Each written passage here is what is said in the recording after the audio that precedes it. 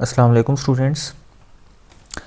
Students पिछले lecture में हमने प्री प्रोसेसर डायरेक्टिव के बारे में थोड़ा सा कंसेप्ट पढ़ा था कि अगर हमने कोई भी फंक्शंस परफॉर्म करने हैं, जैसे कि इनपुट आउटपुट वाला फंक्शन परफॉर्म करना है या कोई भी फंक्शन परफॉर्म करना है अपनी सी लैंग्वेज में, सी कोड में, सी स्टेटमेंट में, तो वो फंक्शन परफॉर्म करने से पहले हम प्री प्रोसेसर डायरेक्टिव में वो लाइब्रेरी फाइल्स जो हैं वो इंक्लूड करते हैं। तो प्री प्रोसेसर डायरेक्टिव हमने पिछले लेक्चर में देखा था। अब आगे उसकी हम टाइप्स को पढ़ते हैं कि वो कौन कौन सी टाइप्स हैं। तो हमारे पास सबसे जो पहली टाइप है वो है include pre processor. Include pre processor students क्या है, इसको हम देखते हैं कि include preprocessor directive enable a program to access a library। अब लाइब्रेरी को एक्सेस करने के लिए हम जो प्री प्रोसेसर यूज़ करते हैं वो क्या है, इंक्लूड है। ठीक है, यानी कि अगर हमने इनपुट और आउटपुट वाला काम करना है तो हमने लाइब्रेरी फाइल्स अटैच करनी है, और वो लाइब्रेरी फाइल्स को अटैच करने के लिए हम क्या करते हैं, इंक्लूड प्री प्रोसेसर डायरेक्टिव का इस्तेमाल करते हैं। Each library contains different header files, और हर लाइब्रेरी, जो भी लाइब्रेरी फाइल होगी उसमें मुख्तलिफ किस्म के क्या होंगे, हेडर फाइल्स होंगी। The include preprocessor directive is use to include header files in the program. तो प्री प्रोसेसर डायरेक्टिव ही इस्तेमाल किए जाते हैं अगर हमने अपने प्रोग्राम में हेडर फाइल्स को यूज़ करना हो।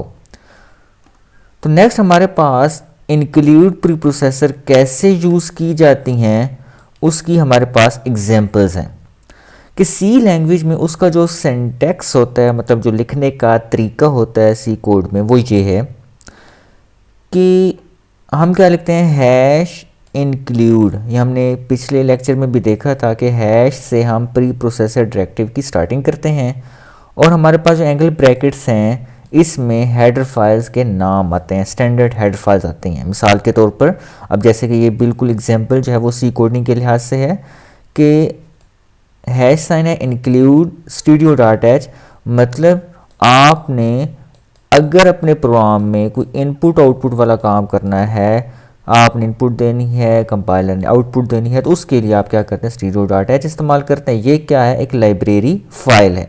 ये क्या है, एक लाइब्रेरी फाइल है।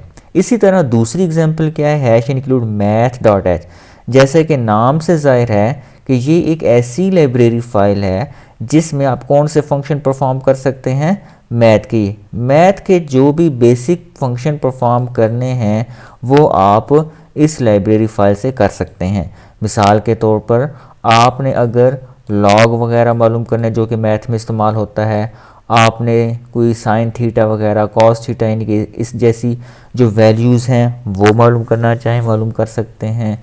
स्क्वायर रूट आ जाते हैं इसमें, यानी कि सारे जो बेसिकली हमारे पास मैथ के फंक्शन होते हैं आप इस लाइब्रेरी फाइल को यूज़ करके अपने प्रोग्राम से आउटपुट ले सकते हैं। तो इंक्लूड प्रोसेसर से मज़ीद हम पढ़ते हैं, the include directive tells the compiler where to find the meaning of standard identifier such as printf. अब हमने पीछे भी एग्जांपल देखी थी कि हम अपने कोड में एक फंक्शन परफॉर्म कर रहे हैं प्रिंटफ। तो printf the include directive tell, जो हमने डायरेक्टिव यानी कि जो फोल्डर, जो भी फाइल हमने इंक्लूड की हुई हैं, उसका काम ये है कि वो कंपाइलर को बताएगा where to find the meaning of standard identifier, कि जो प्रिंटफ का फंक्शन इस्तेमाल हुआ है असल में इसका क्या मतलब, इसका क्या इस्तेमाल है। The meanings are described in standard header file. तो जो मीनिंग्स हैं यानी कि प्रिंटफ के मीनिंग्स हैं कि इसका क्या फंक्शन परफॉर्म होना है, वो कहाँ पे होता है, स्टैंडर्ड हेडर फाइल्स में, जो कि स्टूडियो डॉट एच में होते हैं। The header file studio dot H contains information. तो कौन सा हेडर फाइल हमने नाम पढ़ा, स्टूडियो डॉट एच, एक ऐसा हेडर फाइल है, एक ऐसी हेडर फाइल है जिसमें इंफॉर्मेशन होती है किसकी, about standard input and output function, कि अगर आपने अपने कोड में इनपुट और आउटपुट वाला फंक्शन परफॉर्म करना है तो आप क्या करते हैं, studio.h इस्तेमाल करते हैं। तो स्टूडेंट्स याद रखिएगा कि scanf इस्तेमाल होता है इनपुट के लिए और आउटपुट के लिए जो इस्तेमाल होता है वो क्या होता है, printf इस्तेमाल होता है। और जबकि हमने जो एग्जांपल देखी math.h contains information about common mathematical function, कि जो भी मैथमेटिकल फंक्शंस परफॉर्म करने होते हैं हमें, तो हम उसके लिए क्या करते हैं, math.h हेडर फाइल का इस्तेमाल करते हैं। नेक्स्ट हमारे पास जो दूसरी टाइप आती है वो है डिफाइन प्री प्रोसेसर। तो स्टूडेंट्स ज़रा गौर कीजिए कि डिफाइन से क्या मुराद, हम पहले से फिक्स कर लें कोई चीज़, उसको हम क्या कहेंगे, डिफाइन प्री प्रोसेसर डायरेक्टिव। जबकि पीछे हमने जो इंक्लूड प्री प्रोसेसर के बारे में देखा था वो पहले डिफाइन नहीं करते थे, बल्कि हम सी कोड में अपनी जो लॉजिक होती थी वो इस्तेमाल करके हम आगे यूज़ करते थे। The define directive is use to define a constant.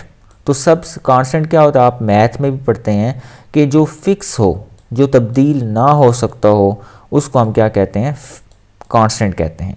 ठीक है, it start with the symbol है, ये भी सिंबल जो इस्तेमाल होगा है से होगा। आगे हम एग्जांपल देखते भी हैं कि सी कोड में हम इसको कैसे लिखते हैं। इट इज़ नॉट टर्मिनेटेड, ये इंपॉर्टेंट है, it is not terminated with semicolon. जबकि हम पीछे जितनी भी सी स्टेटमेंट पढ़ते हैं वो हम ये पढ़ते हैं, वो हम देखते हैं कि वो सेमीकोलन पे एंड होती हैं। तो जबकि ये वाला जो डायरेक्टिव है, ये वाली जो डायरेक्टिव है वो टर्मिनेट नहीं होती सेमीकोलन के साथ। It can be use anywhere in the program, ये प्रोग्राम में कहीं पर भी यूज़ किया जा सकता है। बस आपने ये याद रखना है कि ये टर्मिनेशन जो है इसकी सेमीकोलन पे नहीं होगी। इसका सिंटैक्स देख लें, बड़ा आसान सा है कि हैश साइन आएगा, डिफाइन आइडेंटिफायर वैल्यू यहाँ पर आ जाएगी। सबसे पहले क्या आएगा, डिफाइन कीवर्ड है ये आएगा, और हमारे पास फिर आइडेंटिफायर वैल्यू आएगी। मिसाल के तौर पर अब आपको पता है मैथ में भी आप इस्तेमाल करते हैं पाई, जिसका अगर मैथ में आप इस्तेमाल करते हैं, ये वाला सिंबल इस्तेमाल करते हैं, तो ये आपको पता है कि एक कांस्टेंट वैल्यू है। क्या है, एक कांस्टेंट वैल्यू है, तो उसके लिए हमें फिर इसका इस्तेमाल करना पड़ता है। ठीक हो गया, तो डिफाइन पाई 3.141, एक ये एग्जांपल हो गई। अब दूसरी एग्जांपल क्या हो सकती है कि हैश साइन आएगा, डिफाइन का कीवर्ड आ जाएगा, और जैसे कि आपको पता है कि अगर हमने ग्रेविटी की जो होती है, आप फिज़िक्स में भी पढ़ते हैं कि वो वैल्यू फिक्स होती है 9.8 होती है, तो ये भी एक क्या है, हमारे पास कांस्टेंट है, तो उसके लिए भी हम इसको इस्तेमाल कर सकते हैं। तो स्टूडेंट्स आज का लेक्चर हम यहाँ पर एंड करते हैं। आपने इसको रिपीट ज़रूर करना है, प्री प्रोसेसर डायरेक्टिव की जो टाइप्स हैं, ताकि आगे हमें आसानी हो जब हम कोडिंग की तरफ जाएंगे। होप सो आपको ये लेक्चर समझ आ गया। अगर कोई क्वेश्चन है तो आप ज़रूर पूछिए। Thank you so much. अल्लाह हाफिज़।